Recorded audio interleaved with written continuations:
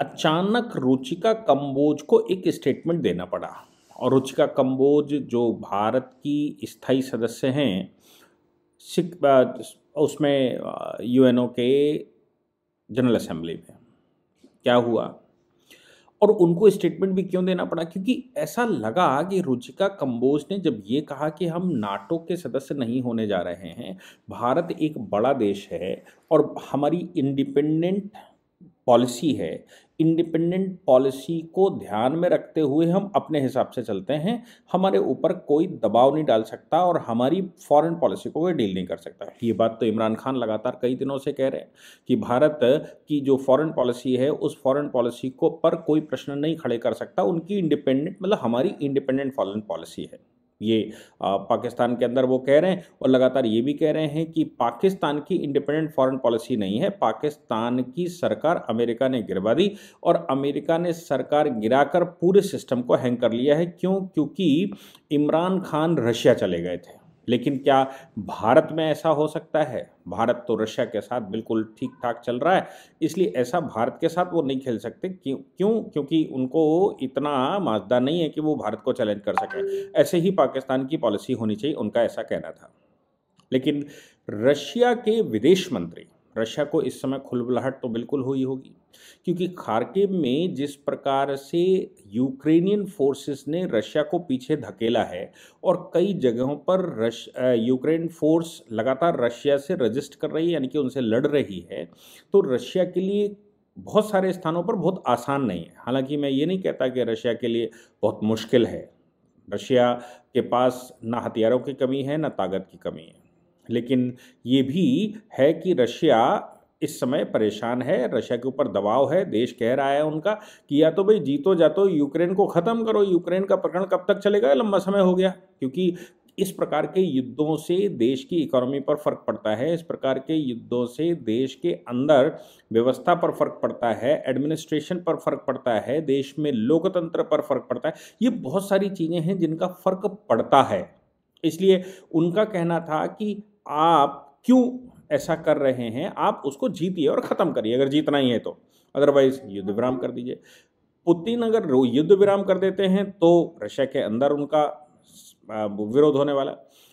तेजी से वो अगर वहाँ सिविलियन एरिया में हमला करना शुरू कर देते हैं, क्योंकि वो स्टेप बाय स्टेप चल रहे हैं और उन्होंने उनके कई परमाणु संयंत्र कब्जा कर लिए हैं, 4 राज्यों पर कब्जा कर लिया है और लगातार रशिया ये मानकर चलता है कि यूक्रेन उसकी एक पावर पॉइंट कभी हुआ करता था, उसका मस्तिष्क हुआ करता था, वहाँ वर्कफोर्स उसकी हुआ करती थी जब जब जिस समय यूएसएसआर था, इसलिए यूक्रेन का उसके पास आना जरूरी है। यूक्रेन ने भी हद कर दी थी जेलेंस्की ने कि वो नाटो के साथ मिलने चल दिए थे, तो वो जो नाटो के साथ मिलने चल दिए थे वो बात रशिया को अच्छी नहीं लगी थी, रशिया ने हमला कर दिया था।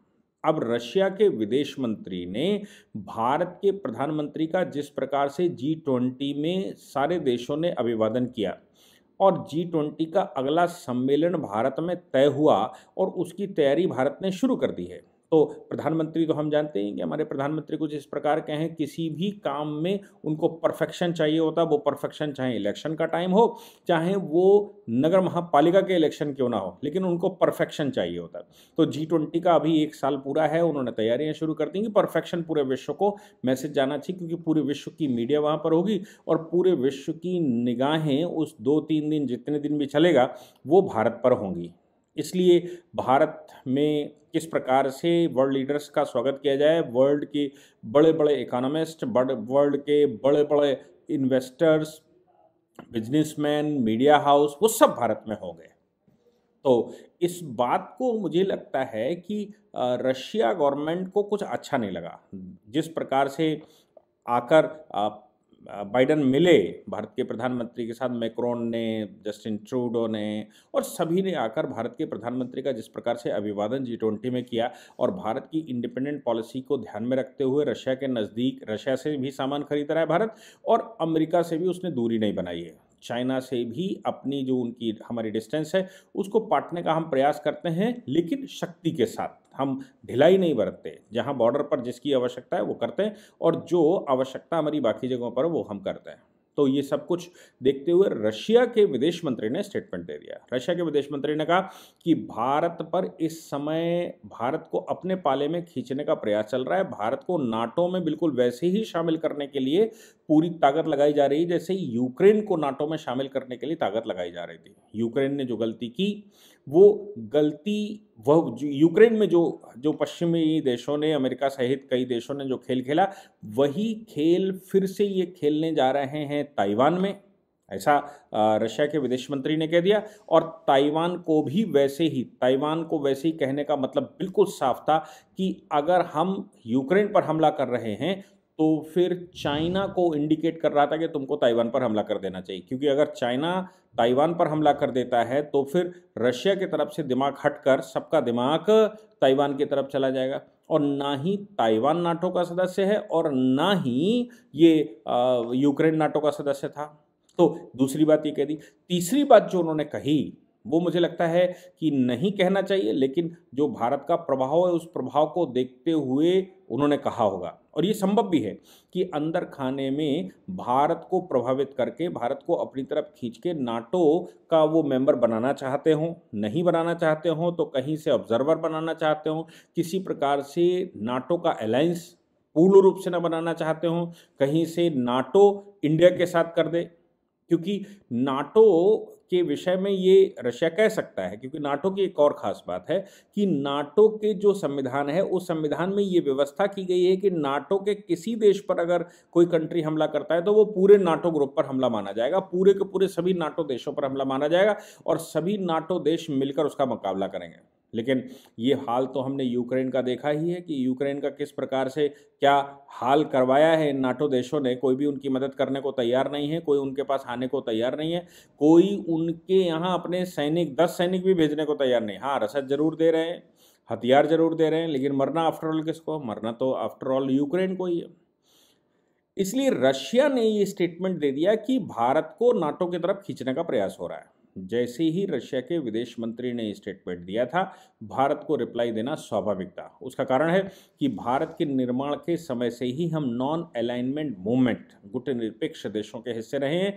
हमें दो गुट जो संसार में बने थे शक्ति संतुलन के लिए, उन दोनों में से किसी गुट में हम नहीं रहे। ना हम रशिया के गुट में रहे, यूएसएसआर के गुट में हम कभी नहीं रहे, और ना ही हम अमेरिका के गुट में रहे।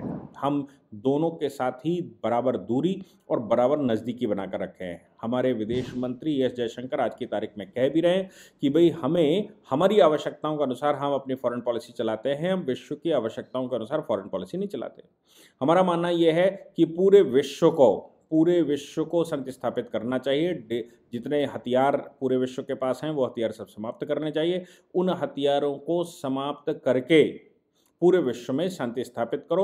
और वे इस समय ये लड़ाई का समय नहीं, प्रधानमंत्री जी लगातार कह रहे हैं कि लड़ाई का समय नहीं है, ये युद्धों का समय नहीं है, ये मानवता के विकास का समय है, पृथ्वी को बचाने का समय है। पृथ्वी संकट में इस समय दिखाई दे रही है। जिस प्रकार से पोल्यूशन बढ़ रहा है, ग्लोबल वार्मिंग बढ़ रही है, युद्धों के लिए तैयारियां बढ़ रही हैं और संसार जो है वो धीरे धीरे करके पृथ्वी खत्म होती सी दिखाई दे रही है। इसलिए इन विषयों पर अभी युद्ध का समय नहीं है। लेकिन जिस प्रकार से रशिया ने कहा, उसका जवाब भारत की रुचिका कंबोज ने बिल्कुल साफ दिया। उन्होंने कहा हमारी भाई इंडिपेंडेंट फॉरेन पॉलिसी है, हमारा इंडिपेंडेंट स्ट्रक्चर है, हम बड़े देश हैं, हम किसी के साथ और किसी के विरुद्ध नहीं है, हम नाटो के सदस्य होंगे या नहीं होंगे ये हम डिसाइड करेंगे। वैसे उन्होंने कहा कि ऐसा नाटो के सदस्य होने का हमारा कोई मूड नहीं और हमको किसी गुट में शामिल होना भी नहीं। मुझे लगता है कि नाटो का अगर ये सपना है, वहाँ के देशों का सपना है और होना भी चाहिए, उनका सपना होना चाहिए कि भारत मेरे पक्ष में आ जाए। रशिया, चाइना और नाटो ये तीनों ही कोशिश करेंगे कि भारत उनके पक्ष में खड़ा हो जाए। यहाँ तक कि इस्लामिक ऑर्गेनाइजेशंस भी ये कोशिश कर रही हैं इस समय कि भारत उनके पक्ष में खड़ा हो जाए। भारत एक चौथे स्तंभ के रूप में, अगर मैं ध्रुवीकरण की बात करूं संसार में, तो एक ग्रुप नाटो का ग्रुप है, दूसरा ग्रुप रशिया का, यूएसएसआर का ग्रुप है, उसमें चाइना भी शामिल हो सकता है, तीसरा ग्रुप खाड़ी के देशों का है, और चौथा जो धुरी है, जो चौथा स्तंभ है, वो भारत स्वयं में है। भारत किसी गुट का हिस्सा नहीं है, ना रशिया गुट का, ना इस्लामिक गुट का, ना ही नाटो गुट का। ये हमारी दुर्बलता है या सबलता है ये तो भविष्य बताएगा, लेकिन हम किसी के हिस्से नहीं है, ये बात बिल्कुल जग जाहिर है। मुझे लगता है कि भारत की स्थायी सदस्य ने जिस प्रकार से स्टेटमेंट दिया है, तत्काल रिप्लाई दिया है, वो काबिल तारीफ़ है, भारत की पॉलिसी को बताता है। भारत के प्रधानमंत्री या विदेश मंत्री को इस विषय पर जो उनके फॉरेन मिनिस्टर ने कहा हो, उस पर तत्काल जवाब देने की आवश्यकता नहीं थी। पत्रकार अगर कभी पूछेंगे तो मुझे लगता है कि भारत उस पर सही से जवाब देगा, लेकिन अभी फ़िलहाल आवश्यकता नहीं महसूस हुई होगी, इसलिए भारत की रिप्रेजेंटेटिव ने ही उसका जवाब दे दिया। जय हिंद, जय भारत, वंदे मातरम।